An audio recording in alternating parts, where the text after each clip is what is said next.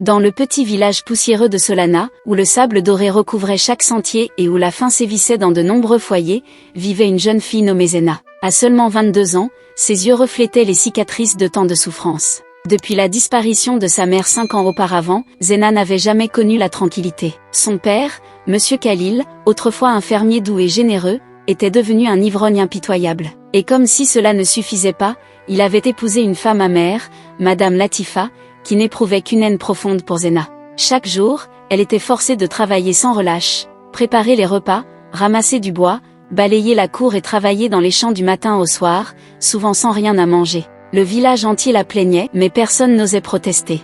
Personne ne voulait confronter la folie de Monsieur Khalil. Puis arriva Elias, un jeune homme de la ville. Ses vêtements étaient usés, ses chaussures déchirées, mais ses yeux brillaient d'une lueur vive.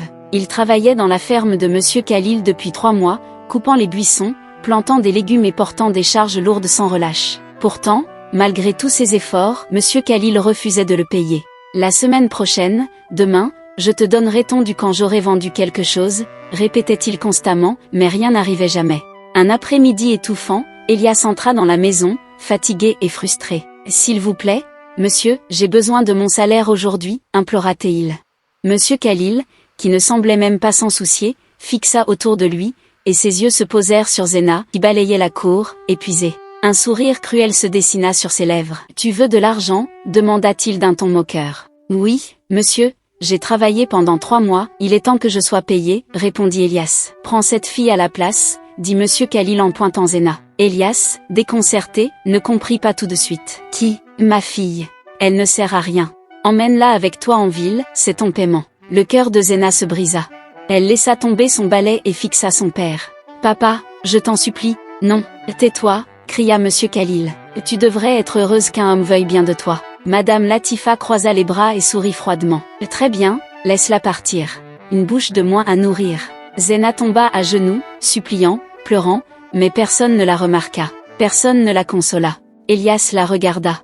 Elle était brisée, mais il voyait en elle plus que de la tristesse. Elle était belle, non seulement de l'extérieur, mais son esprit semblait porter une profondeur qui le toucha profondément. « Et Zena, belle » murmura-t-il. « Qu'est-ce que tu as dit » demanda Monsieur Khalil. « Je la prends » répondit Elias calmement. En un instant, la vie de Zena prit un tournant. Avec des larmes aux yeux, elle prit ses maigres affaires et les rangea dans un sac. Personne ne la salua, personne ne lui souhaita bonne chance. Son petit frère, Samir, se tenait derrière la maison, pleurant en silence. Zena suivit Elias vers la ville, sans savoir ce qui l'attendait. Le voyage vers la ville. Le voyage vers la ville fut long et fatigant. Le bus traversa de nombreuses villes, des forêts et des routes poussiéreuses. Zena s'assit près de la fenêtre, regardant l'extérieur sans vraiment voir. Elle venait de quitter le seul endroit qu'elle avait connu, même si celui-ci n'avait été qu'un lieu de douleur. Elle ignorait où elle allait, ni ce qui l'attendait. Mais dans son cœur, elle priait silencieusement, « Seigneur, ne permets pas que cet homme soit cruel comme mon père. Donne-moi la paix. Je suis fatigué. » Elias ne parlait pas beaucoup pendant le trajet. Il fixait la route, pensif. De temps en temps, il jetait un regard à Zena, qui semblait si fatiguée, comme quelqu'un portant un fardeau trop lourd. Enfin, ils arrivèrent en ville. Tout était différent, des bâtiments immenses, des voitures bruyantes, des gens pressés, une agitation constante. Zena serra son sac et se sentit perdue. Elle n'avait jamais vu un tel endroit.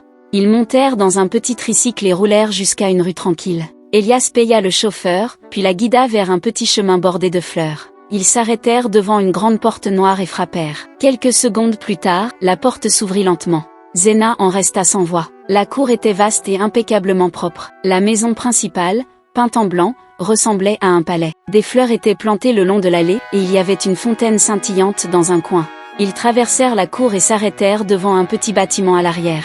Il y avait une chambre, un salon, une petite cuisine et une salle de bain. C'était le logement des domestiques. « C'est ici que je vis », dit Elias avec un sourire. Zena observa autour d'elle. L'endroit était modeste, mais propre et paisible. Elle n'avait jamais rien vu de tel. « Je viens de décrocher un poste de gardien de sécurité », expliqua Elias. « La propriétaire de la maison est gentille. Elle m'a offert cet endroit gratuitement. » Zena le regarda, étonnée. « Vraiment ? » ?»« Oui, » répondit-il. « Elle vit dans la maison principale avec son fils. Elle a dit que je pouvais rester ici tant que je veille sur la propriété. » Zena regarda la petite maison. Ce n'était pas grand, mais pour elle, c'était un véritable palais.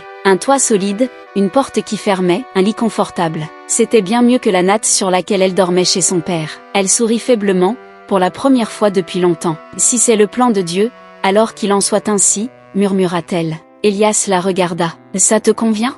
Elle hocha la tête. Oui, je ressens une paix que je n'ai pas connue depuis longtemps. Une nouvelle vie. 2 jours après leur arrivée en ville, Zena se réveilla au matin, une odeur délicieuse flottant dans l'air.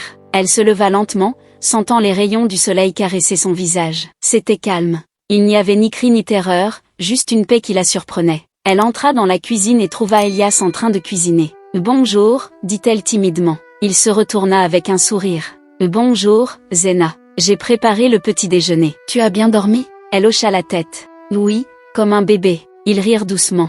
Après le petit déjeuner, Elias dit « Habille-toi. J'aimerais que tu rencontres quelqu'un. »« Qui ?» demanda Zena, intriguée. « Tu verras. » Mais quelque chose de simple. Elle se rendit dans la chambre et enfila une robe douce que Elias lui avait achetée. Elle se coiffa, son cœur battant un peu plus vite, avant de sortir. Ils marchèrent jusqu'à la maison principale, où la grande porte noire s'ouvrit. Une femme élégante d'une 50aine d'années se tenait dans l'entrée. Elle avait des yeux doux et un sourire chaleureux. « Bonjour, madame », salua Elias. « Bonjour, Elias. »« Et qui est cette jeune femme ?» demanda la femme. « Voici Zena, ma femme, » répondit Elias. Madame Suzanne, la propriétaire de la maison, la regarda avec un regard bienveillant. « Oh, donc c'est toi, l'épouse d'Elias?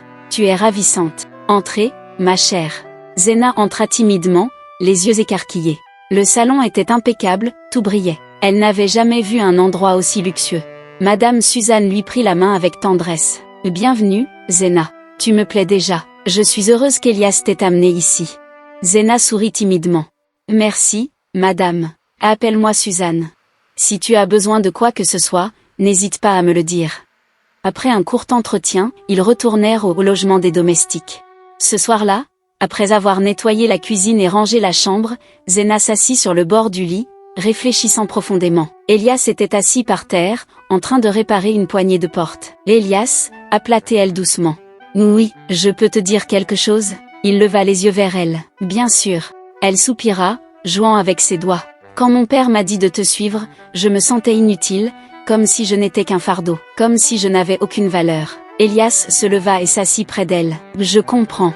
Mais je ne te ferai jamais de mal, Zena. Je ne suis pas comme ton père. » Elle essuya une larme de son visage. « Je veux te dire merci. Tu m'as donné une chance, tu m'as respecté et tu m'as traité comme une personne. » Il prit sa main. « Parce que tu es une personne digne de respect, Zena. Tu es une reine. Tu as juste été dans un mauvais endroit. » Zena sourit à travers ses larmes, sentant pour la première fois qu'elle était vue, qu'elle comptait. La proposition de Madame Suzanne. 1 mois plus tard, la vie de Zena s'était transformée. Elle cuisinait tous les jours dans le logement des domestiques, notant des recettes dans un carnet que Elias lui avait offert.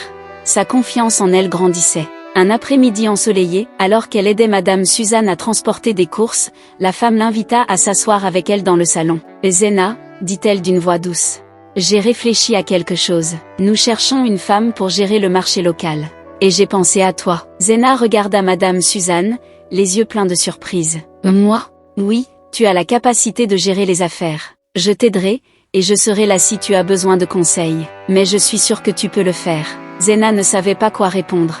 Elle avait toujours rêvé de faire quelque chose par elle-même. Elle se leva et serra Madame Suzanne dans ses bras. « Merci, je vais essayer. » C'était le début d'une nouvelle vie pour Zena. Pas une vie de souffrance, mais une vie de dignité, de choix et de paix.